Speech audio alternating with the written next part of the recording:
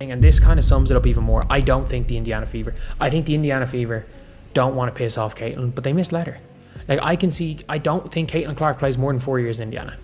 I don't think she's going to request a trade next year. I think she's going to be happy playing with Leah Boston. I think she's going to play one more year with Steph White. And it's going to be another year of, does Steph White want Caitlin Clark? What's this style of play? Why are the Fever playing so boring? I genuinely don't think we see Caitlin Clark play more than 4 years in Indiana. I think she's going to ask out after 4 years. Because I think this organization will go with Stephanie White over Indiana. I think they will, or over Caitlin Clark. I think they'll make that choice. I don't think she's going to cause it in public. I don't think she's going to tank the locker room. I think she's going to be the perfect teammate. But I think she's going to, I don't think she lasts 4 years in this organization. But anyway. Why would the Indiana Fever choose to sideline Caitlin Clark, the single biggest star in women's basketball, while their season was still alive?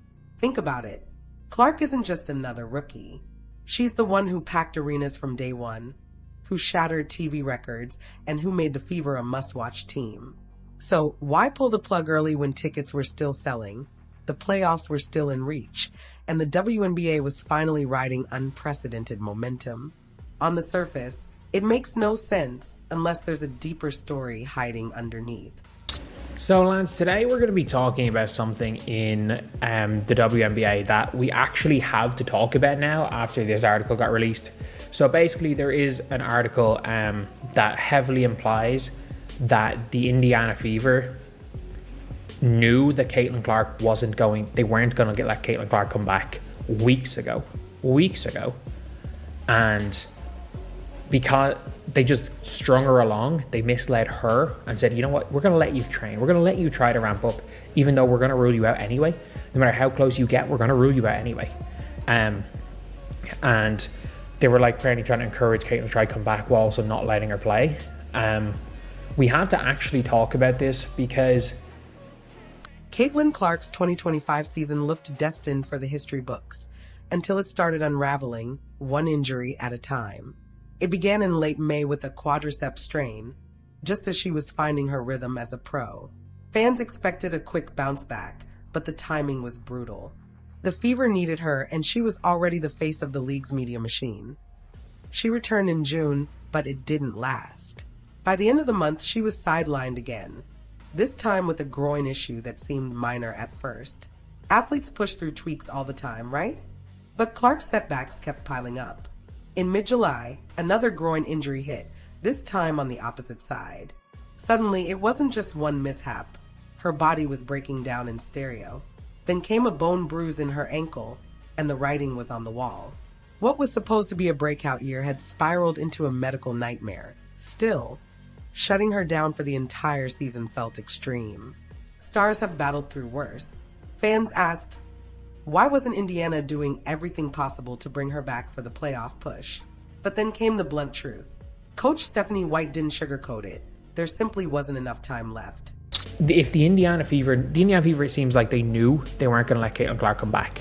So with knowing you're not going to let Caitlin Clark come back, you realistically know you're probably not going to do anything in the playoffs. So the smart thing would be to tank and get a good draft pick. But I don't believe this front office is incompetent. An incompetent front office gets to the playoffs, guaranteed loses in the guaranteed first round loss, gets to the playoffs, rather than tanking. That's what an incompetent front office does. That's what the Chicago Bulls do. But like the Miami Heat, when people are saying the Miami Heat refuse to tank, the Miami Heat sometimes make the playoffs and people think they should tank it and they fuck about and make the finals. So there are some teams that get in as a low seed instead of tanking, but you always give them like a puncher's chance, like a Milwaukee. Or like, I'm trying to think, years ago, Boston, when Boston got in on the play-in after making the conference finals the year before. Miami, when they made the finals off the play-in. There's a load of these teams that are like on the bubble that you're like, in the NBA, they have a chance. When the Warriors made it through in the play-in one year, the year the Lakers made it through in the play-in and got to the conference finals. It happens. The Fever's choice boiled down to one thing: safely bringing Clark back. Recovery windows don't bend for superstar calendars, and with only a sliver of the season left, the risk of re-injury was simply too high. On paper, it made perfect sense. You can't gamble with a player who represents not just the future of your team, but possibly the future of the league itself. And yet, The decision raised eyebrows.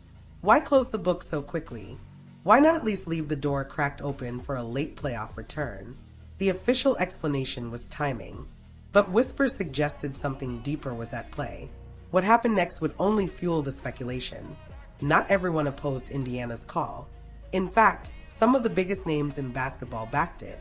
WNBA legend Lisa Leslie urged the Fever to shut Clark down, warning that groin injuries can be deceptive and potentially career-altering if ignored. She framed it not as punishment, but as protection. Former NBA veteran Etan Thomas echoed that view, calling the move a relief. For him, the danger wasn't losing a few games. The real risk was sacrificing Clark's ability to dominate the sport for the next decade. Why gamble with a generational career just to squeeze out one playoff run?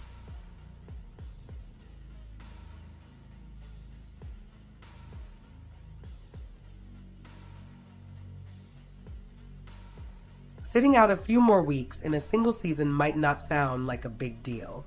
To veterans and health experts, the arguments for caution made sense. But to fans, logic didn't erase the sting. This wasn't just about a player being benched. This was the WNBA's brightest star, the one who had finally dragged the league into the mainstream spotlight, being pulled off the stage at the peak of her hype. And there was another layer nobody could ignore, the Caitlin Clark effect. Just ask anyone who tried to buy a Fever ticket this year. From the moment she was drafted, demand exploded. Jerseys sold out in hours. Networks scrambled to put her games in prime slots. Merchandise flew off the shelves. Clark wasn't just a rookie, she was a walking economic boom. A franchise that had struggled for years suddenly became one of the hottest tickets in all of sports. Entire arenas sold out not for the Fever's record, but for the chance to see Caitlin Clark in person. Financially, she might be the single most valuable player in WNBA history. So how did it make sense, strategically or financially, to shut her down early? Every game she missed meant lost revenue, lower viewership, and dwindling buzz. This wasn't just an injury story anymore. It was a business crisis, and yet, the Fever wasn't sinking. Far from it. When Clark went down, most assumed collapse was inevitable. She was their identity, their engine, their ticket to relevance. But instead, something unexpected happened. Veterans rose, role players found new confidence, and the Fever kept their playoff hopes alive, even without their superstar guard. Suddenly, the team once dismissed as Clark and Friends was proving it could fight on its own. But that only raised a bigger question. If Indiana could win without her, why the rush to shut her down completely? The optics were odd. Normally, a franchise would claw for every chance to bring its superstar back in time for a postseason push.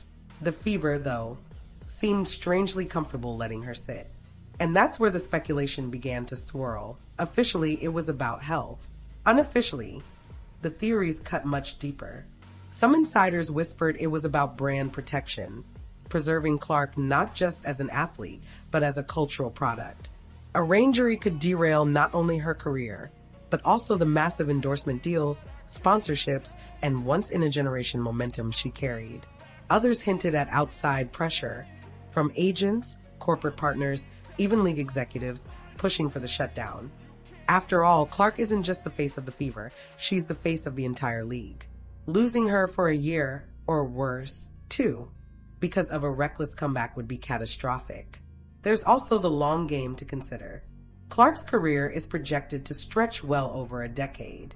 In that context, sacrificing a few months in 2025 might be the price for ensuring she's still dominating in 2030. As frustrating as it was for fans, maybe the decision was never about this season. It was about the future. Still, one truth lingers. Shutting her down didn't make much sense in the short term, unless the Fever were thinking on a scale far bigger than a single playoff run. Here's the twist. Without Clark, the Fever didn't collapse. Veterans rose. Bench players seized their moment. The team clung to playoff contention, stunning critics who had written them off. In a strange way, it was poetic, the Fever proving they could survive without their superstar. But that made the shutdown even harder to read. If the team was still in the race, why not gamble on Clark's return for the final push? Instead, they seemed oddly at peace with moving forward without her Mini. It looked less like a setback and more like a quiet experiment. Could the fever forge an identity beyond Clark, even temporarily? And perhaps the most curious piece of all, Clark herself. In college, she was known for fiery competitiveness, never shy about voicing frustration. But now, silence. No angry statements. No public resistance.